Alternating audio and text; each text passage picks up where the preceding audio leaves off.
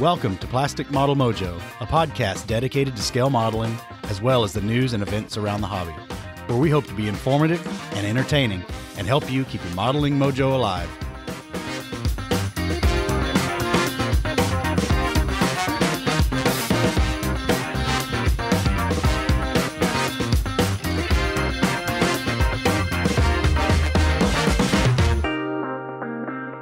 Good evening, Dave. We're back again. It's episode 48 of Plastic Model Mojo, and we're sneaking up on 50, man. I know.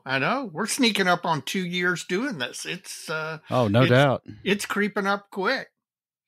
Of course, then again, Christmas will be here in 2 months, man. Don't even think about that. Well, I know. I got a lot of modeling done this time last year. We'll see what happens this year. I am hoping for a similar result because so far my year has not been as nearly as productive as last year. Well, what's going on in your model sphere? I heard you managed to make it to the show that I didn't make it to. Yes, I got to, unlike some people, I got to go to a model show, and I'm not talking about the nationals. Our local club, MMCL, held their annual contest. We normally used to hold it in the spring, but because of COVID, it got moved to the fall, and I think we're probably going to keep it in the fall, given that it was a rousing success. We moved to a new location, had almost 500 models entered. Vendor room was full, was just jam-packed. We were actually planning to do some recording from there, but of course that didn't work out due to other commitments. But yeah, due to me not being there. Well, I wouldn't go. I'm not placing blame. Oh, I know.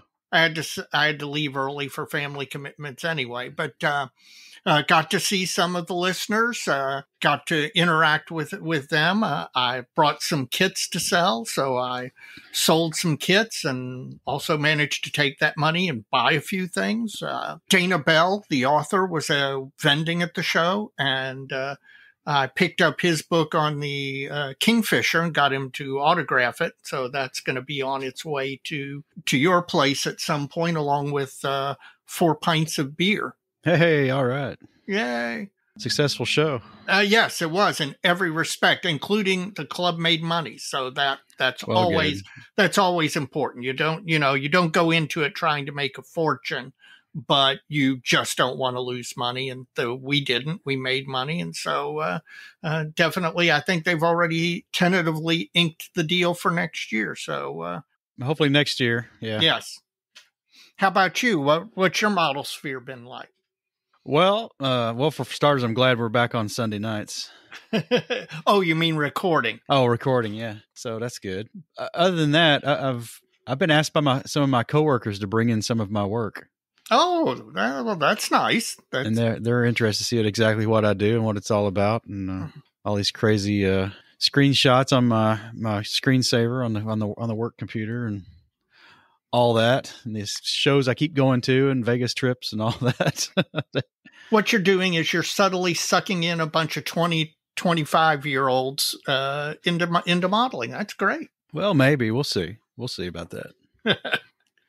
So I think not this week, but maybe Friday next week. I'm going to be out of town this weekend. So next week on Friday, I'll probably pack up a bunch of stuff and a few things and take. Yeah, be careful, man. Don't transport too much all at once. And my desk is only so big, so yes, exactly. And I'm looking forward to that because that all came up during the interview process, and these soft skills from scale modeling kind of transferred over to this new job assignment. So it was kind of interesting the way it all played out. So I got to prove I actually do something. Yeah. Well, good. Well, they seem to be happy with you at work so far. I think so. It's working out real well. Mike, what's your modeling fluid tonight? My modeling fluid is a bourbon that's actually crafted in Tennessee, labeled Bib and Tucker.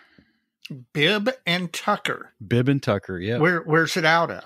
Columbia, Tennessee, which is down southwest of Nashville. Yep, actually exactly. Southwest of Franklin. Even it's pretty far down. So lower middle Tennessee. Oh, okay. And we'll catch up at the end. But what are you about to say there? I'm having a pint of dank meme from Triptych Brewing out of Illinois. It is a hazy American pale ale. runs about 5.4% alcohol by volume. And I am having this courtesy of our listener, Mr. Choi, who brought a 4-pack for you and a 4-pack for me to the show and kindly brought it by the table. So here's my first sip. Oh, that's good. That's really good. Well, we'll see if it stays good toward the end. So, well, good on him, man. That's fun. We saw him in Vegas, and you saw him again in Louisville, and I'm sure we'll see him again soon enough. Well, I don't know if he'll make it to Cincinnati, but yeah, I'm hopefully as shows get back into the swing of things and we start to have regular show schedules, we'll get to see more and more of the listeners, because I've got to say that was one of the big takeaways from Vegas, is how much fun it was to see some of the listeners in person.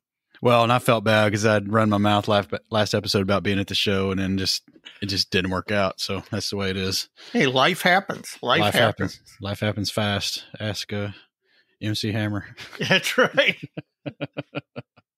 That's right.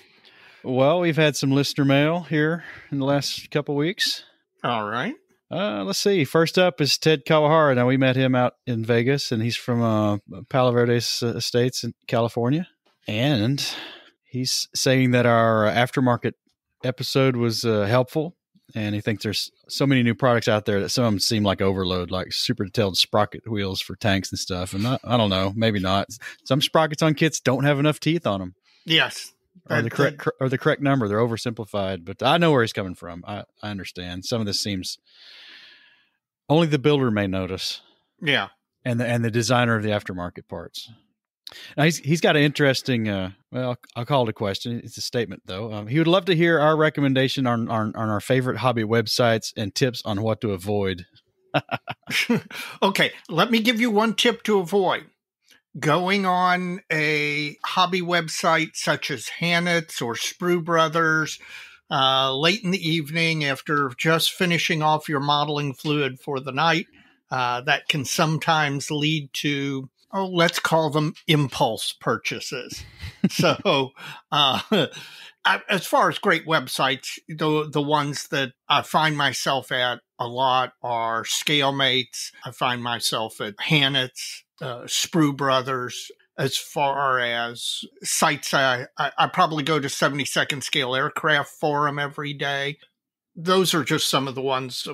I think for each person, it depends on what your interests in are, but you'll find a great website and then you'll find yourself keep going back to it. I think you're right. I don't know what genre he's mostly building. I don't remember, but I'm always on Paul Budzik's website. Yeah. And his YouTube channel. Yeah. And all the ones you mentioned as well. But I don't know. Maybe we'll give this a little more consideration and maybe hit a little harder at a later date. We've done it before, but I don't want to just make it YouTube channels, because there's a lot of that going on in the model sphere on the other podcast. So yeah. Oh, speaking of Mr. Choi, his buddy Michael Oluzzi's written in again from the Polish Coast Watchers. Yeah. I think they're both part of that. That's Peoria, Illinois, right? Yes. Is that near Chicago? No, it's more toward the center of the state. Okay. And what was the name of that brewery again? Triptych? Triptych Brewery, which isn't that the past all the things you can go see in Chicago? Savoy, Illinois. Okay. Okay. Savoy, well, the beer could be from near Chicago. Yeah. Okay. It could be. So, Tom, straighten us out on that. We'd like to know. Anyway, we'll put this link in the show notes, but Mike forwarded us a link from AARP. Now, I'm going to not take offense to that. And it's about scale model making as a hobby and in your brain. And it's got a kind of a synopsis or a tagline. And it says, building a tangible object can be great for your mental health. The detailed handwork of building a model plane stimulates many areas of the brain and boosts concentration, hand motor skills, and even your mood. Yep. He sent me that same article. I actually posted a link to it on my blog. And I have no doubt that modeling is good for your mental health as we get older. I think it keeps you alert. The hand-eye coordination stuff, although, sometimes not doing as well as other times. But I think all of that really does keep your mind occupied. And I think we've all known people as they got older who didn't have a particular interest or something that caused them to get up in the morning, that engaged their brain. And if you don't do that, you certainly can have a fade of your faculties. So listen, it's another way to sell modeling. It's good for you. We'll put that up there. But, you remember the Flintstones Camel cigarette ad? No, I do not. It's out there on YouTube. There's a lot of stuff used to be good for you. Yeah, well, now I certainly do admit that you have to be careful around some of the volatile chemicals that we deal with in modeling. But it's not like we're working in a chemical factory or anything.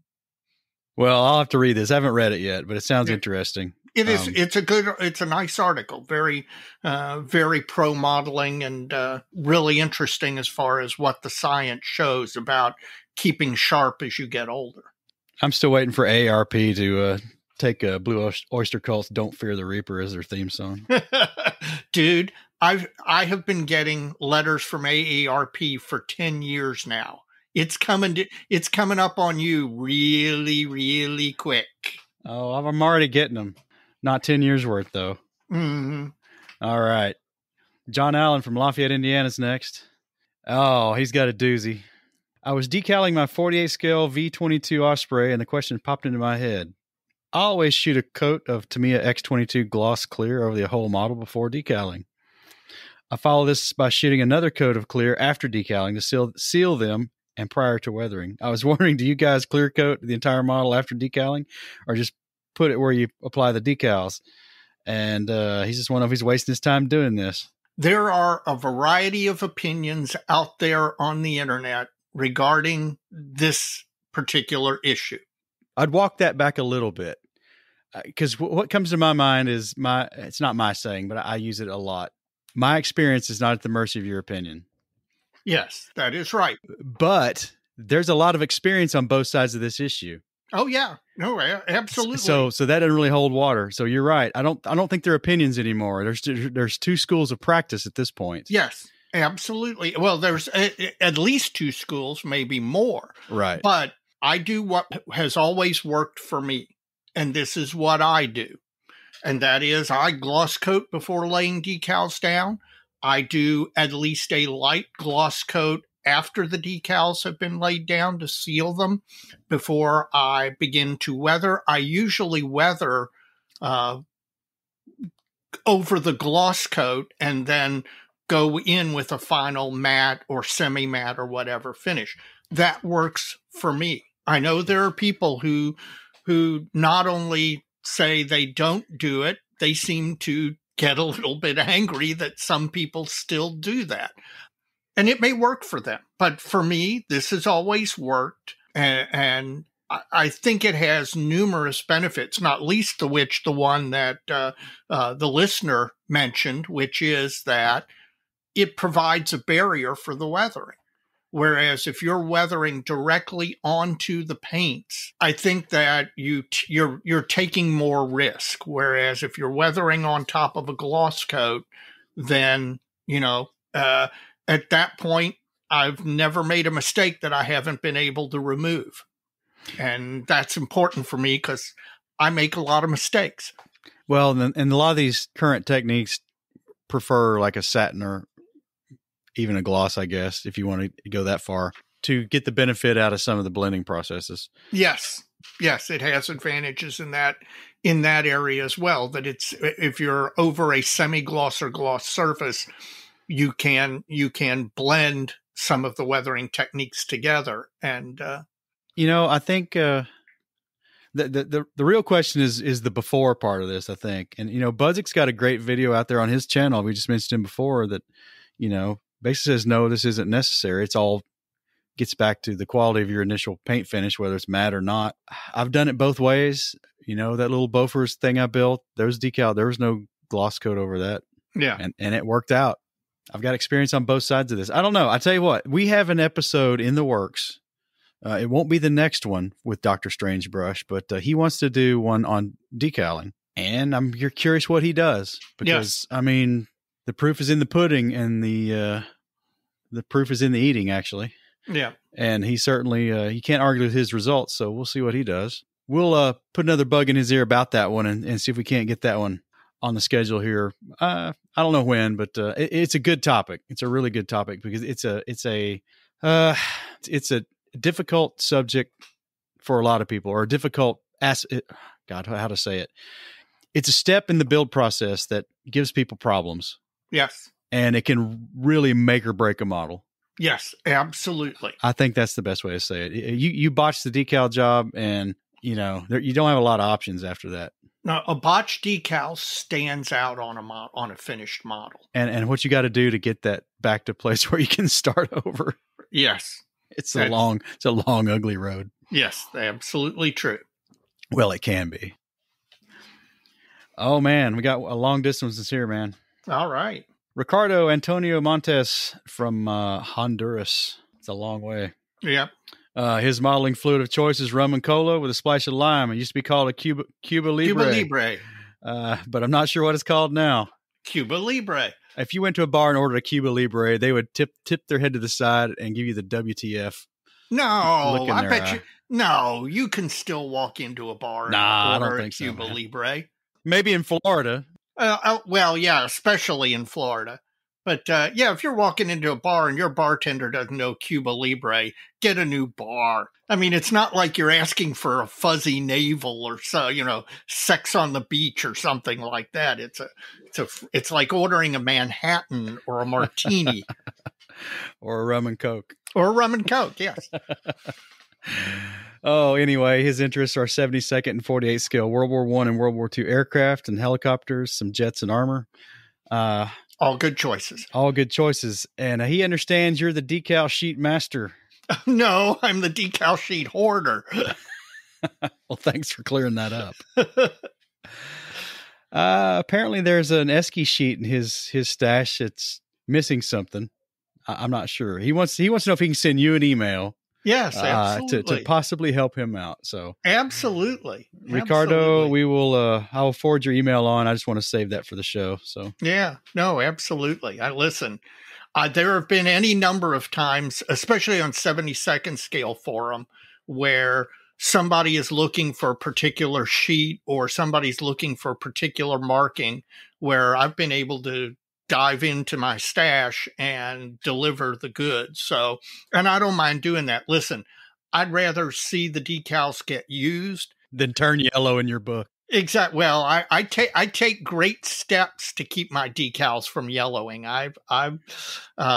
We'll have to talk about that someday because decal storage and decal maintenance is something that you should take care to do and do right to preserve them, especially if you're going to spend as much as I have on decals. Well, we'll have to dive into that. Now one of the other podcasts is going to run with it. Yeah, absolutely.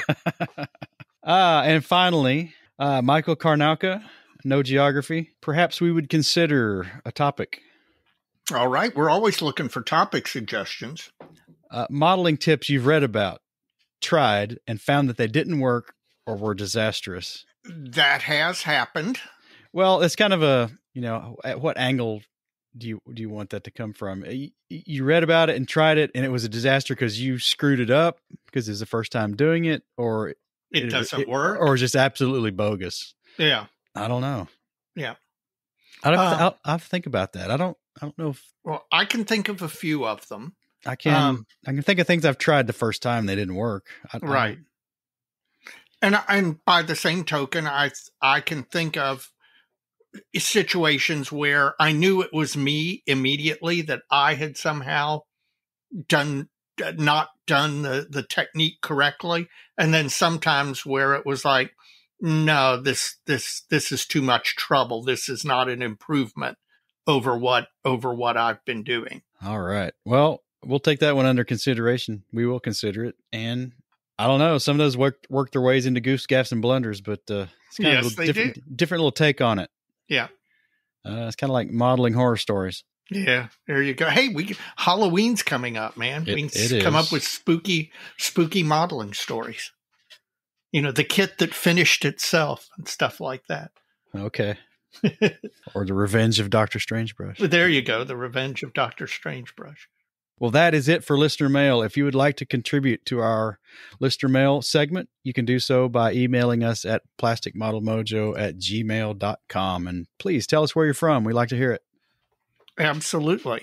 This is the point of the podcast where I ask everybody who's listening if they wouldn't mind taking a moment when you're done listening to this episode to rate us on whatever podcatcher app you're using to listen to podcasts. We'd appreciate a 5-star rating. That helps in driving up the visibility of the podcast.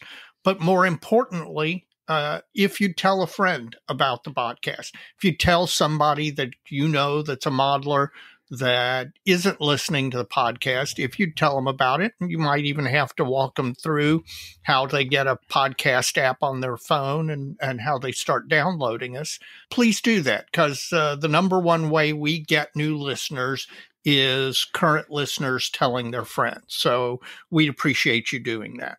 And please check out all the other podcasts out there in the model sphere. There's getting to be a lot now, and they're all good. And just give them a listen, decide what you like, or listen to them all. You can find a lot of them at modelpodcast.com. It's a consortium website we created just so we could plug them all at once and just have you go to a website and find all these other websites and dive into them, enjoy them, reach out to us, and just enjoy all these podcasts. There's a lot of great content out there, and it really, really works well with the bench time. Yeah, especially you've got to listen. Fall's coming up. There are a lot of leaves going to be hitting the ground. You're going to be spending a lot of time raking leaves and doing all that stuff. Nothing better than to listen to all those podcasts while you're out there doing your yard work. And podcasts aren't all, Dave. We also got our blog and YouTube friends out there. We got Chris Wallace up in Canada, model airplane maker. He's got a blog and a great YouTube channel. They're both good. Chris is a great guy. We talk to him pretty often. And please check out his content. Stephen Lee, another great blog, Sprue Pie with Frets. Always got something to say about the hobby. And his long-form blogs are really interesting and insightful. Yep. Jim Bates, a Scale Canadian TV. Always good for a good laugh. Yes. Check him out on YouTube. Jim Bates, Scale Canadian TV. And finally, Mr. Jeff Groves, an inch high guy. All things 72nd scale. Now, did you see Jim at the show? Jeff at the show? Yes, Jeff came down. Jeff made purchases. Jeff stashed his purchases under our table. And I got to sit down and talk with him for probably 45 minutes. And I'll tell you, I'll be perfectly frank and honest with you. It was the single thing I was looking forward to most about the Louisville show is I knew that I would see Jeff there. Jeff and I hadn't been able to see each other in, since Indy. Right. And then before that, it had been over a year because of COVID and no contests and all that. And so I was really looking forward to it. We got to spend some time. We plotted ways to drive you further crazy by getting you more anatomy of a ship books, just friendly banter. Well, he can send me all the ones I don't have to return. He wants to. It'd be good. Yes, I'm telling you.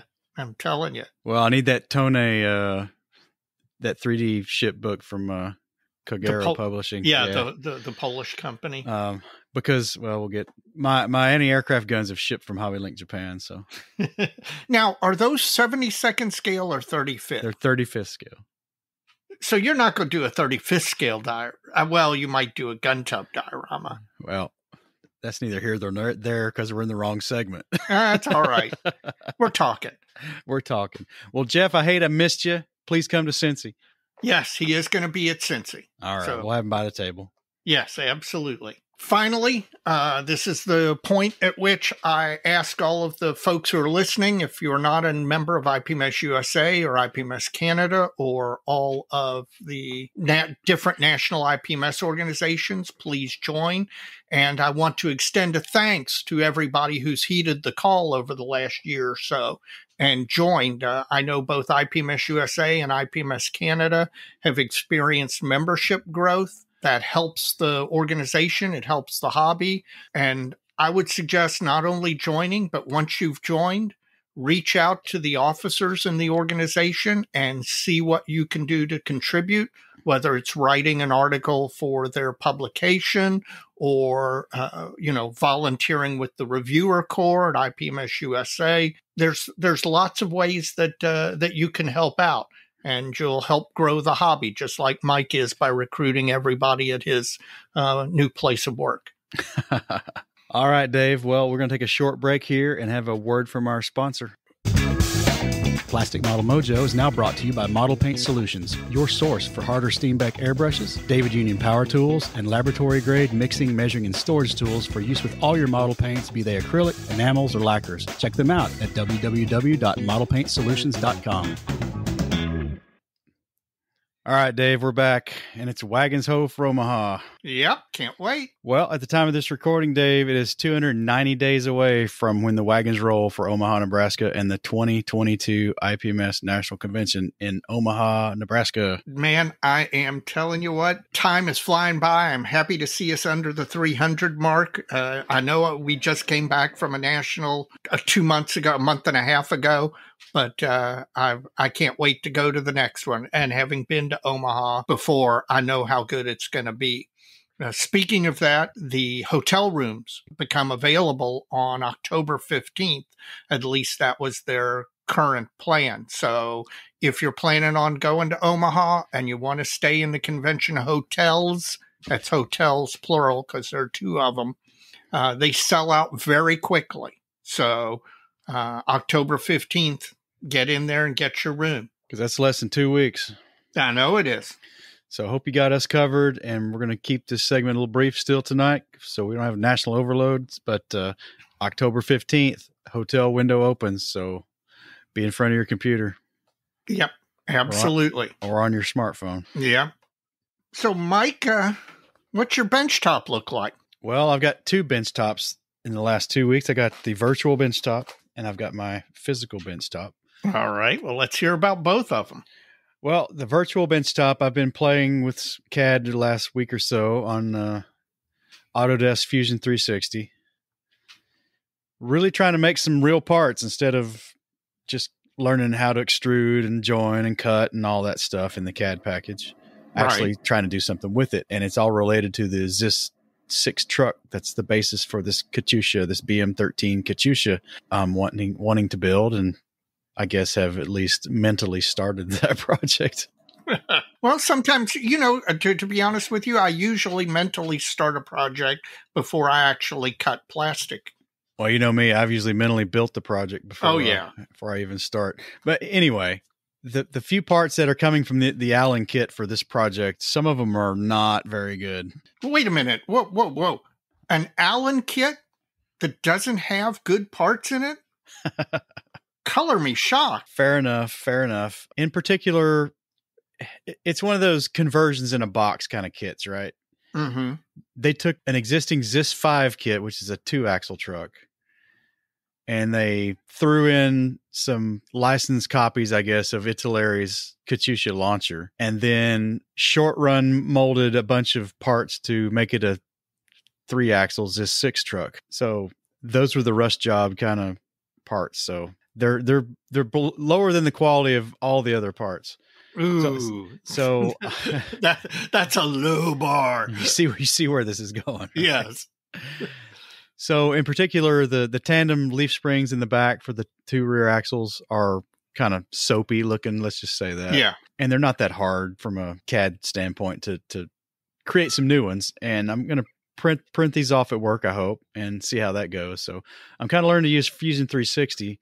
And it's funny, we were talking about this at work just the end of last week. And now SolidWorks has a maker package for $100 a year, which anybody's out there has ever looked at an enterprise CAD package.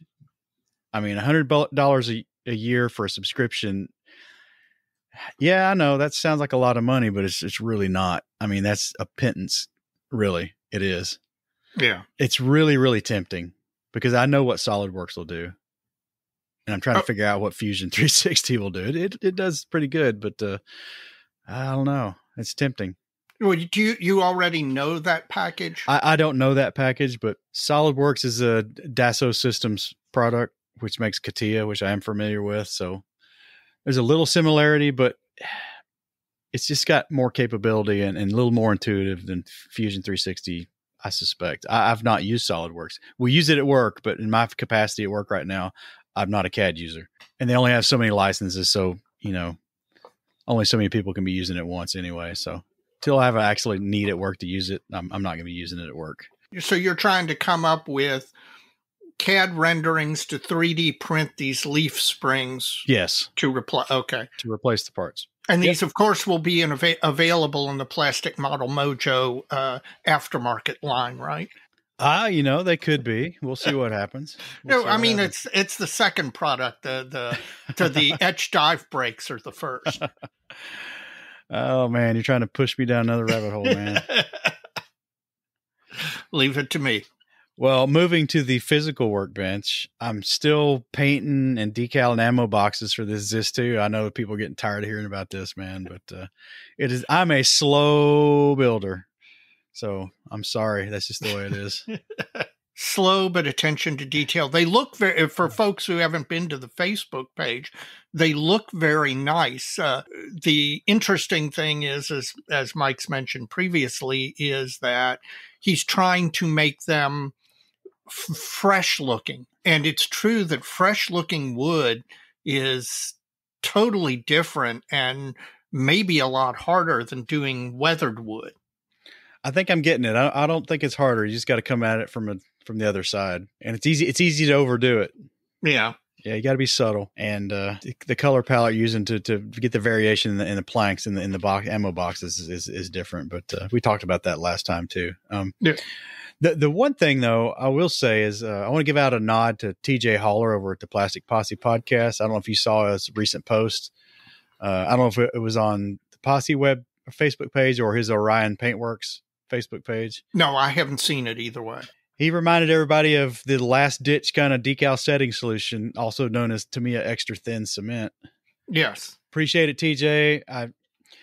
I know about that due to a goof, gaff, and blunder from years ago. Go back and listen to our first goose, gaff, and blunders, and you'll understand what I'm talking about. Yeah. It's a ballsy solution, man, but it does work. But you got to be careful. But it is all or nothing. I mean, that is. Yeah. You do not resort to that until you are to the point where you've hit the heck with it. Rock bottom pretty much. Yes. Yeah, it's the nuclear option for a decal set. Yeah, it either works or you ruined your model. You've ruined your model. That's right. Have you had to resort to that or were you able to get Solvaset? And that Solvaset you gave me, how long have you had that stuff? Oh God, probably forever. I'm thinking one of the reagents evaporates out of that stuff. It may well. You're right. It may well. It's acting more like tap water than decal setting solution. Well, then go out and get a fresh bottle, man. I may have to. Yeah. Not to slight you. It's generous to give me a bottle. But it's true. I'd had it forever, and it may well be aged out. It may be aged out. See, I wondered about the opposite effect, as it got older, if possibly it got more concentrated rather than less. Well, that's like all the water evaporates out of it. Yeah, exactly. Yeah, that's possible too. I don't know. Okay. It could be the decal. It could be the combination of the setting solution and the decals, Yeah. It wouldn't hurt to have a whole arsenal of setting solutions. I mean, just freaking all of them. Funny you should mention that, because I have all three of the Daco products. I have both of the Mr. whatever they're calling them. I have Microsol, Microset, and Tamiya Mark Fit. Tamiya Mark Fit and Tamiya Mark Fit Strong, and Solvaset. So yeah, I pretty much have every one on the market. Well, I want to get those universal modeling products. Is that right? UMP. UMP, I don't know. Well, they make like 3 concentrations. Well, and that's what Daco does. Daco makes 3 concentrations. Okay. Light, medium, and strong. Feeding right back into the whole decal episode we need to do. Yes, absolutely. Because you could listen. It's true that you could talk about getting decals, the different manufacturers and what the pitfalls are, and how to get rid of bubbles and silvering, how to prevent them in the first place. It could be a full-on episode, so we may have to do that. Well, Dave, that's my benches. All right. Well, it sounds like you're slow but steady wins the race, man. The tortoise, not the hare. I hope so. Yeah. Well, it's looking good, man. I'll tell you what, it's looking good. I can't wait to see it. And your bench has had quite the flurry of activity. Yes. After a slowdown that occurred a couple of weeks ago, I finally bit the bullet. And it was really as much getting over mental block and that's what a lot of times with modeling, it usually is. But I started masking the mosquito to put the green on. And I did something I usually don't do. There are commercial pre-cut masks available for the mosquito kit. I could have gone out and bought them, but I didn't. Instead, I blew up the kit instructions and used the decal and markings illustration as a pattern to hand free-cut my own masks and mask the model to apply the green. The one thing that was unusual, and I think probably wouldn't have happened had I been using a commercial mask set, is that I did this in sections. Instead of masking the whole aircraft upper side and painting the green all at one sitting, I actually masked one wing, then I masked the fuselage, then I masked the tails and elevators, and then I masked the other wing. So I actually did 4 separate painting sessions, 4 separate masking sections, and 4 separate painting sections. And really the only reason I did it is it seemed to me to be more easy to take it in those chunks, to mask a little bit, then paint a little bit, peel it off, see how it worked, mask a little bit, paint a little bit, peel it off, see how it worked, rather than mask everything at once and do one giant painting session. And go, oh crap. Yes, and go, oh crap. No, it seemed to work it's never the way I've done it before, ever. And it worked, and I like it. And so the mosquito has the green on the top color, and I went back in with my Harder and Steenbeck Infinity and took that green and lightened it up and went in and clouded the green areas after all the masking had been removed. That was just freehanding, clouding and highlighting the green only areas without any masking on the model. And I would never have done that with any other airbrush, but literally that Harder and Steenbeck Infinity, if you get the paint mix right, you dial the pressure down to about 8 to 10 PSI, and you get very close up on the model. It's literally as if I'm drawing with a pencil on the model surface. The level of control is extraordinary. It's different than anything else I've ever experienced. And I've been airbrushing for 30 years. It's just awesome. It was a wonderful experience. So now I'm going to do some more shading on the upper surfaces, a little bit of shading and stuff. And then at that point, I'm going to gloss it up and start putting decals on it. Sounds good, man. Yeah, it's getting there. And the TU-128's moving along. Well, I gotta fire up my Infinity here again soon. I'm telling you what, and guys, the other thing that I will say, and this applies not just to the Infinity, but to airbrushing as a whole, It is not like riding a bicycle. It is a perishable skill. And if you don't airbrush regularly, and for those of us who are slower builders, that can be a challenge sometimes. But you want to have something in the paint shop at all times because you want to be painting all the time, because what will make you a better airbrusher is airbrushing more. So I highly recommend it. I do think that given the combination of this Infinity and my airbrushing more, my skills are getting sharper and sharper. Yeah, so your digs. You hear that, listeners? He took a shot at me about the slow building. That was not listen, I am not that much faster a builder than you are. Okay, now, yes, it didn't. You are right now. I was going to say it didn't take me 10 years to complete a PT-76, but yeah, okay.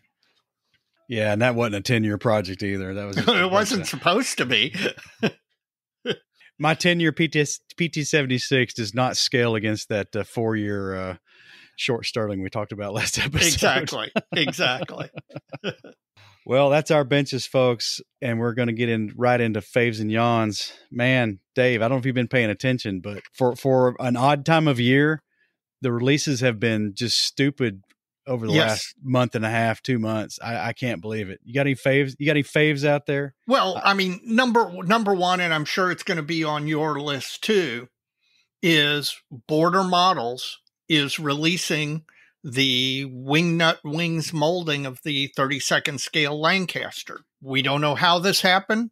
We don't know what the story behind it is. I went to the Nationals in 2019 in Chattanooga when Wingnut Wings was there with a test shot of the kit. And it was amazing to see then. This thing's going to be stupid popular.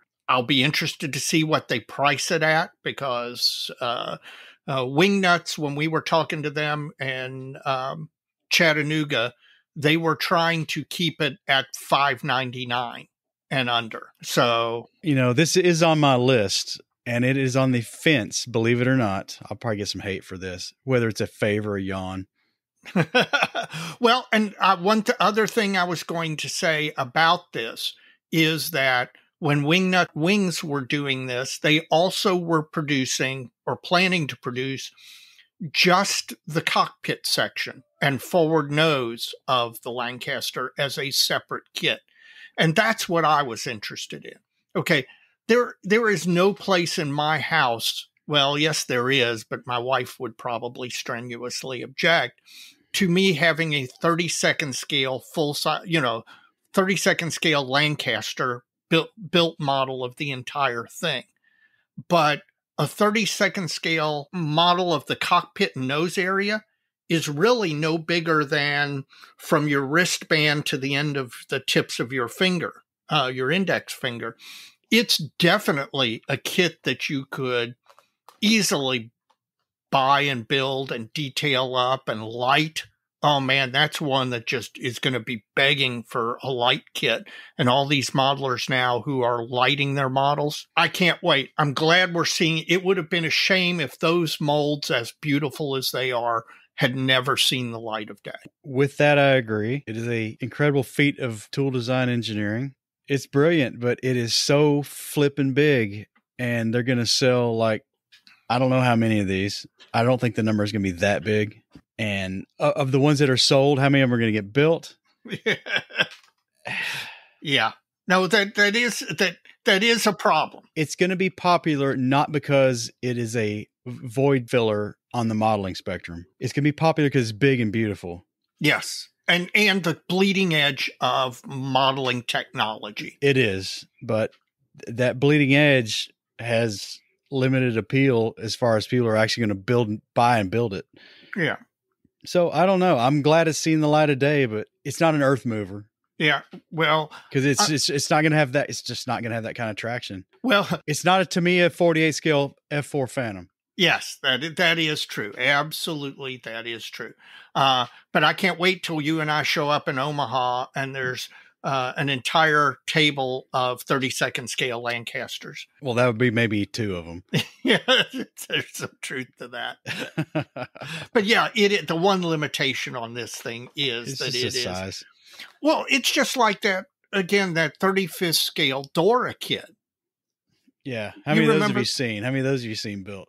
I think I've only seen 1 built, maybe 2. Yeah. I mean, because you're right. From a practicality level, it's stupid. It's not practical. But boy, I'm telling you what, when we were in Chattanooga 2019 and saw that thing, I mean, it was,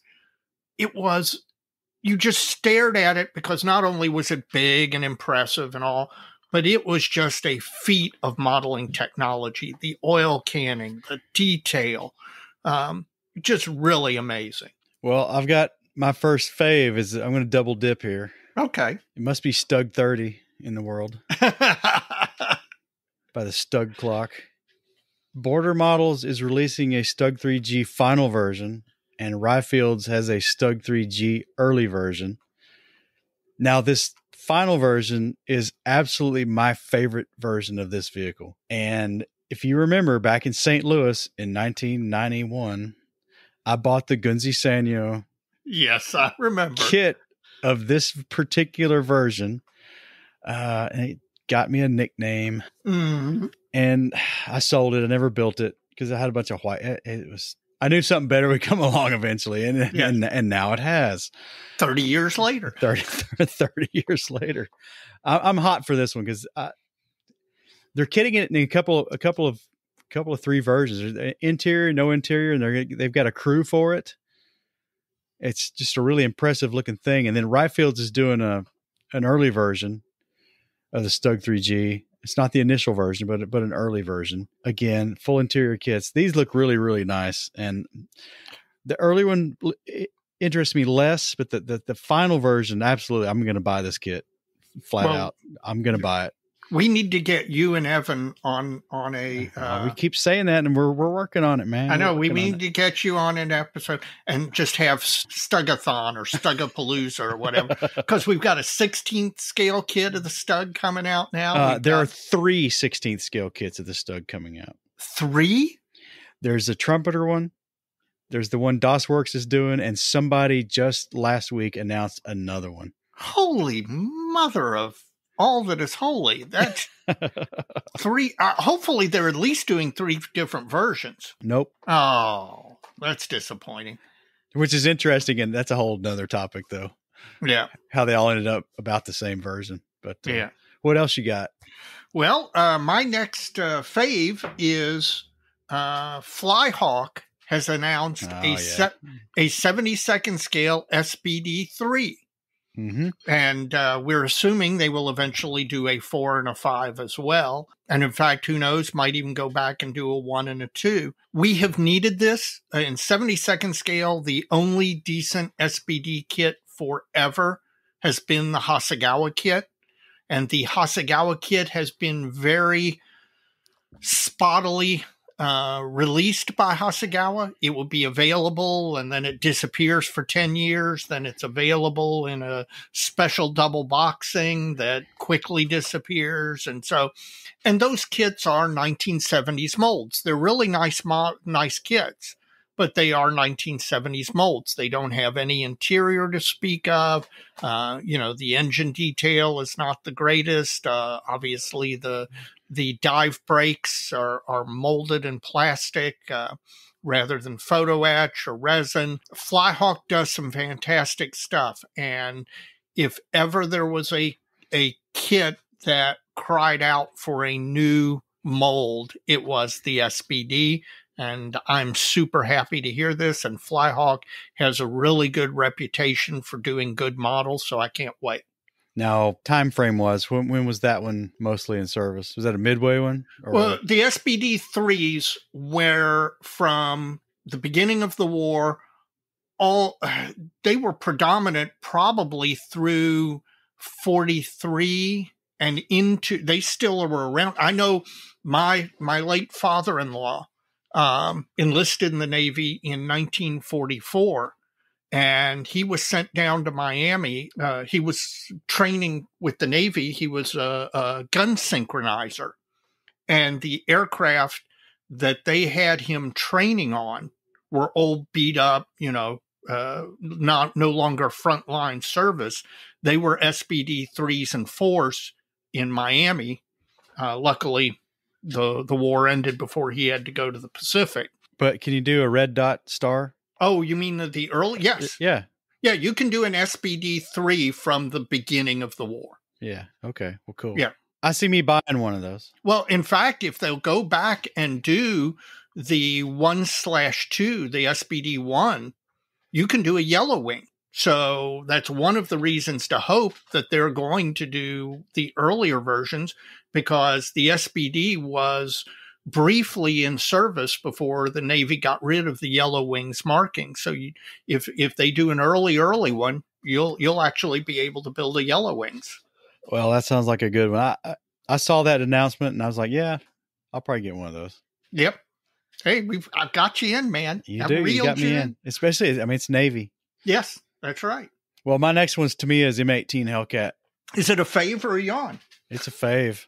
You kidding Now, me? Who has done the Hellcat before? I think AFE Club, and they left the canvas off the mantlet, and they offered that maybe as an add-on later. Yeah. Yeah, that's real swell of them. Because like how many were built without that or went into service without that canvas on there? Like maybe none. Yeah. But no, it's Tamiya. It's an open top tank destroyer.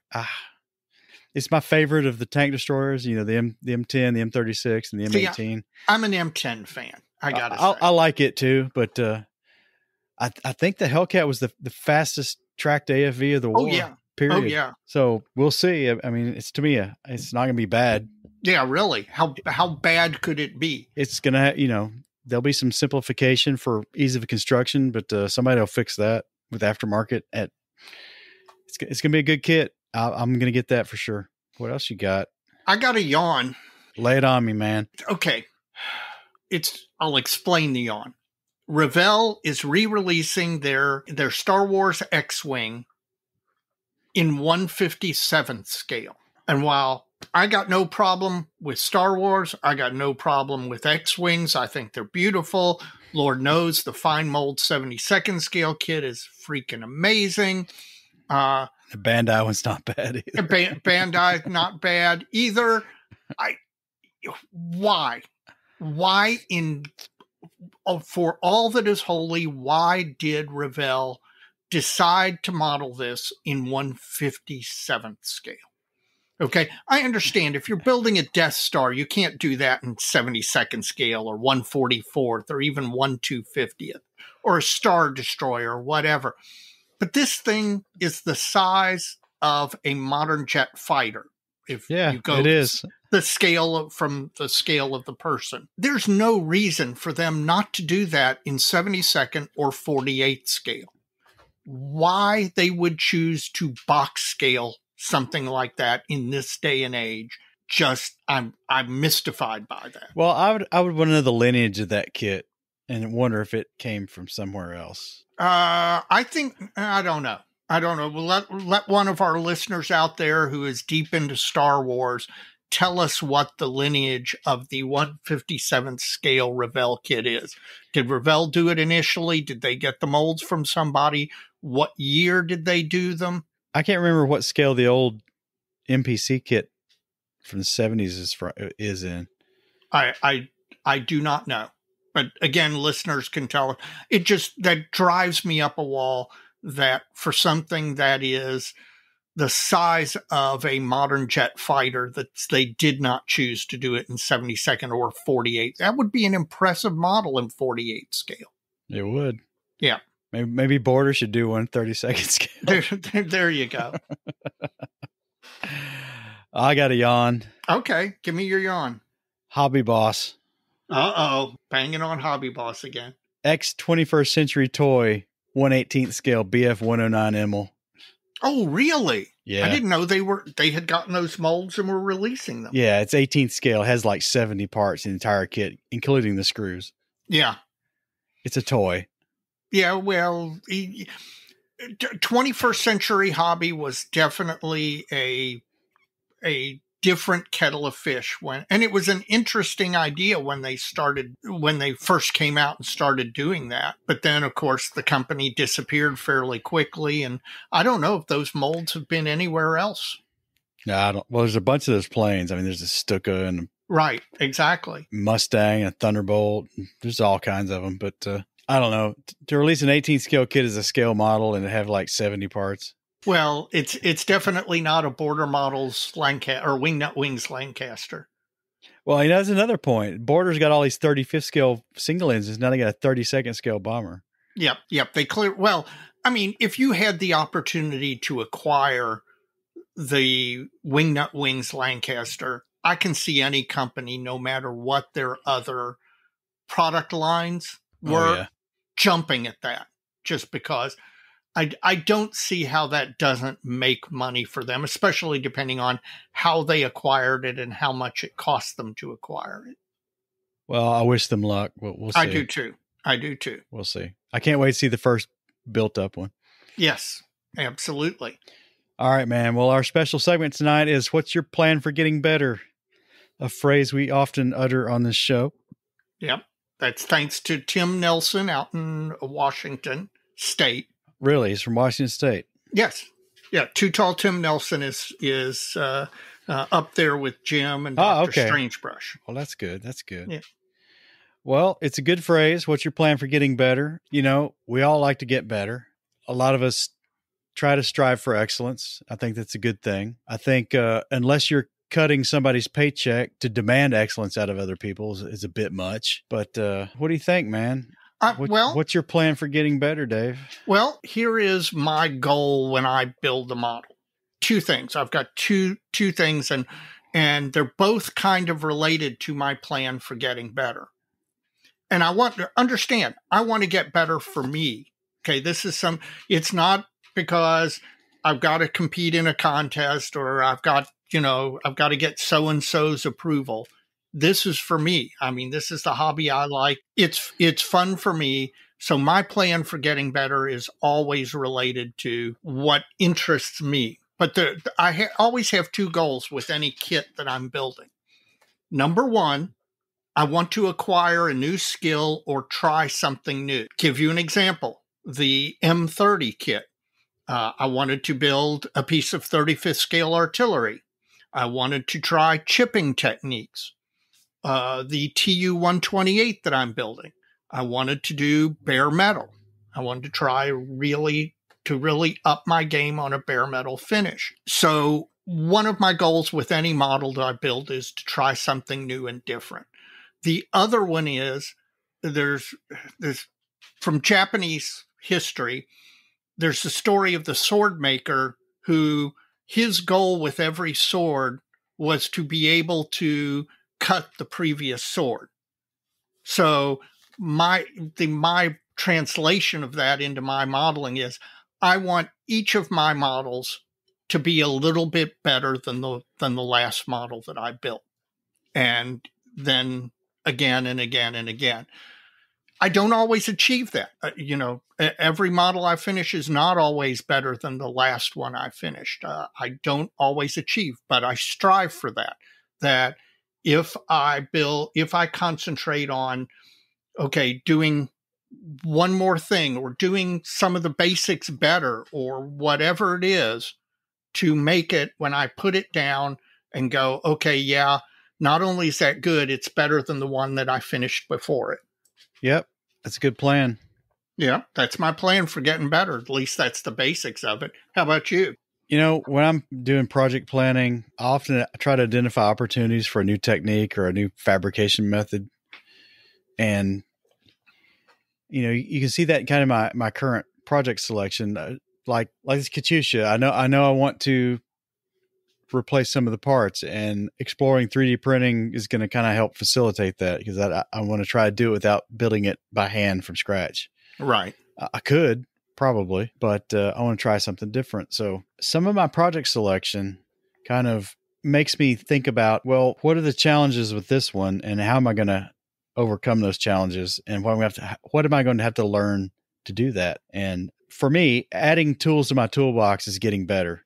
Not just the output, but if I can learn a skill, learn a technique, and if it doesn't work out, I'm not going to put it on the model, because at the end of the day, I'm like you. I strive for the model to be better than the last one I built. So if I try something that doesn't work out, either the project goes away or I do it a different way. So, some other examples, this Rainbow Botan, which is kind of a long-term learning project. Really, it is, because there's some 3D printing I want to do. There's some photo etching I want to do, and there's some vacuum forming I want to do. I want to try to vacuum form the front fenders on the front wheels, because I think they lend themselves to that kind of a technique. And I've done it a little bit, but I've never done anything that big.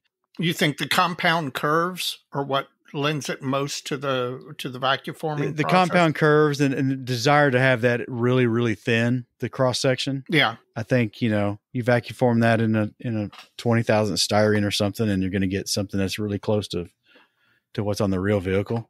Yeah. And kind of how I approach it. It's on the E16, the float plane I've been building that I need to get back to eventually.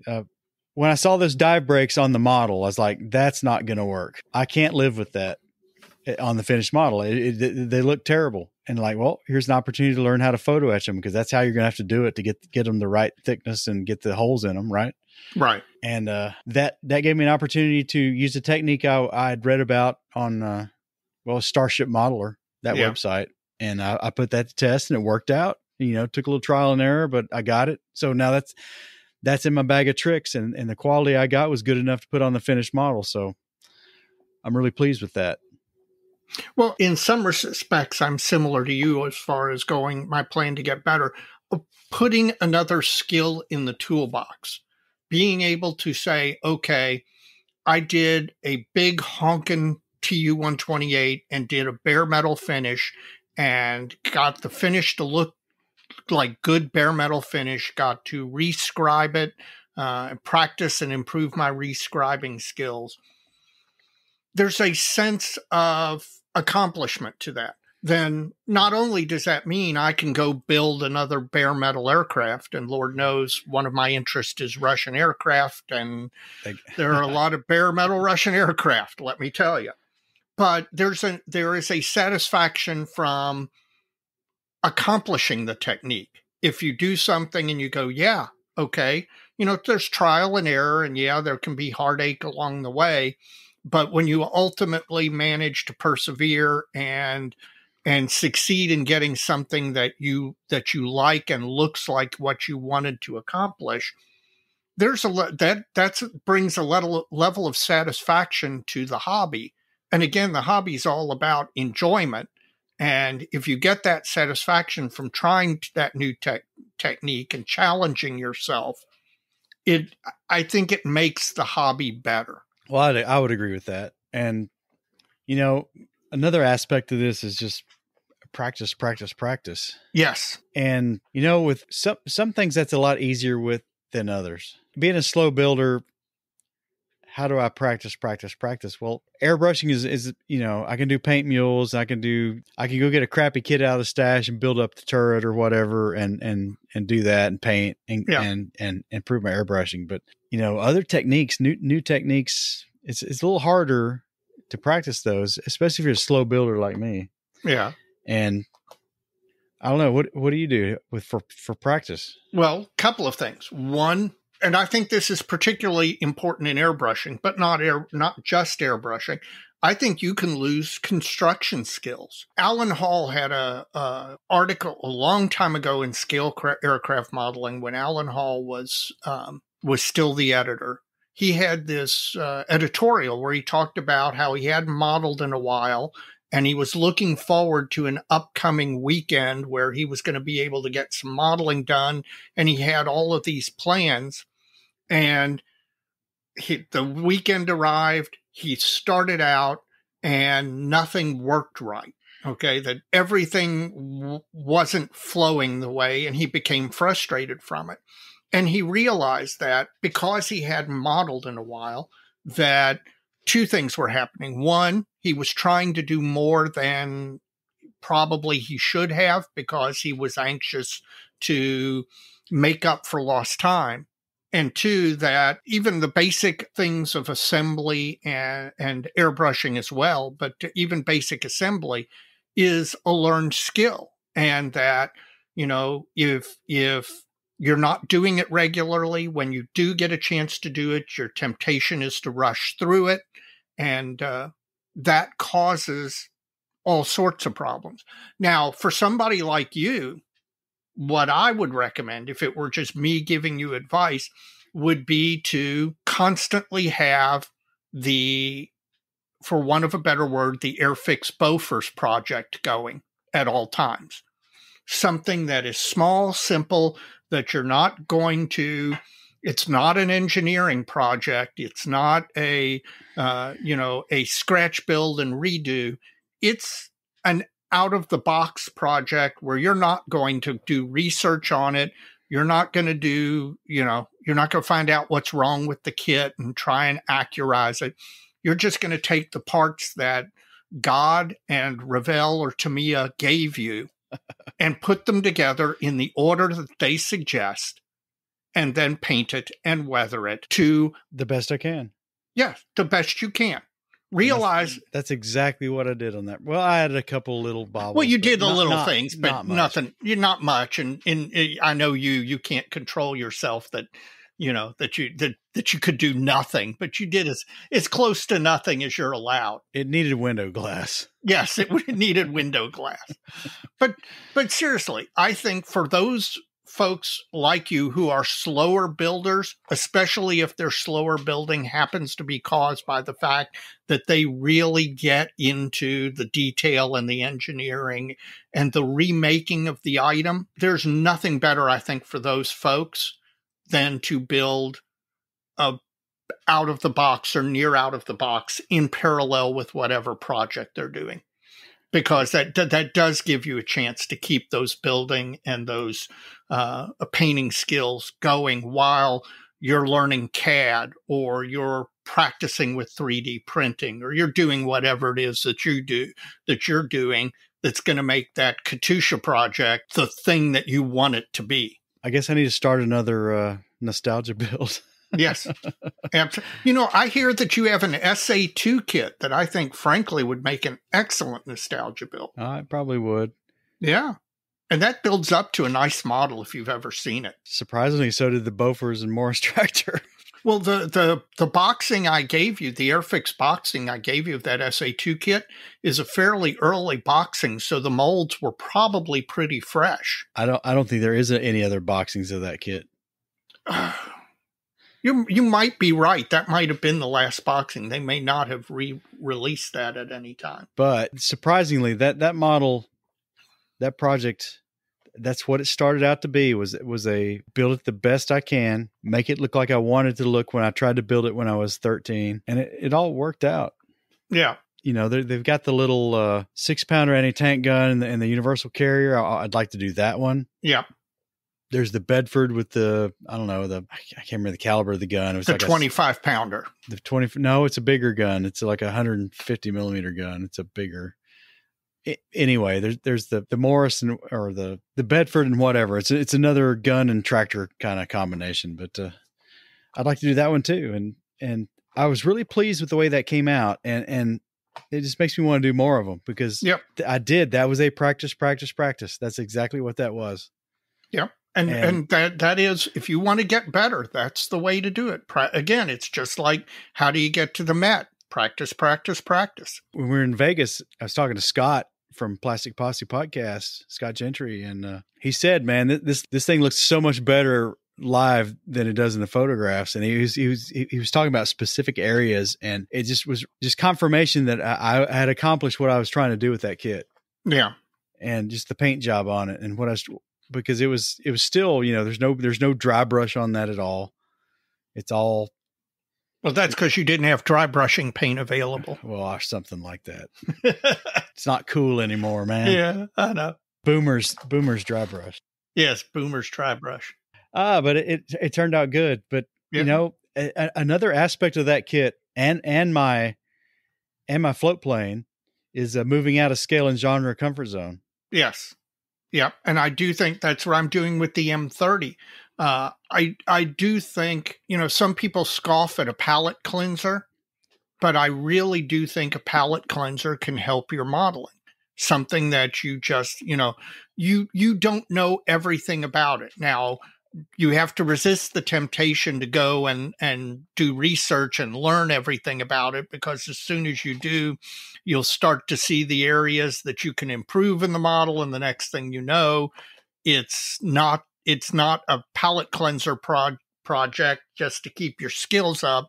It takes on it metastasizes, and you end up with AMS, advanced modeler syndrome, where you never get anything done because you don't have that piece of reference, or you can't figure out how to do that one improvement, or whatever it happens to be. But I do think that it really is an important thing to do, especially for somebody like you who builds multi-year projects. Who the Katusha might take you a year and a half to accomplish. The Reba Botan clearly will. So you got to have something on your table. And I'll go back to what I said before. I think it's important to have one thing in the paint shed all the time and one thing on the construction table at all times, so that you're constantly doing one or the other, back and forth, depending on what your mood is. Because generally I can't airbrush unless I have an hour or two. And There are many times I don't have an hour or two to model. So I wanted to have construction available where I can build a wheel well or a landing gear or whatever part of a model, and, get in 30 minutes of modeling and still do something and keep the skills fresh. All right. Got anything else? No, I think that's about it. Well, I'd like to hear what the listeners do to get better. What's their plan? What's your plan? What's your plan for getting better, listeners? What are you doing? What advice you have to further your skills, further the quality of your work? How do you feel about that? Let us know. Absolutely.